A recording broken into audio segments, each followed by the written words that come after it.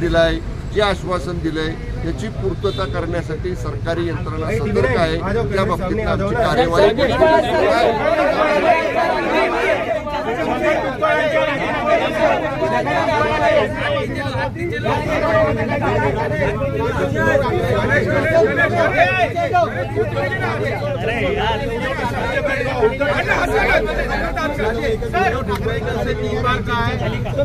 माननीय भुजबळ साहेब आजच्या बैठकीला उपस्थित होते।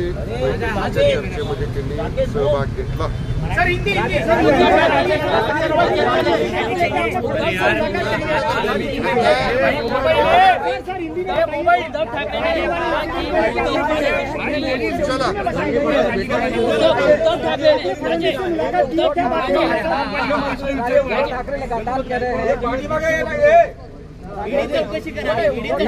संजय राऊतांना नेहमीच भडक वक्तव्य करण्याची सवय आहे।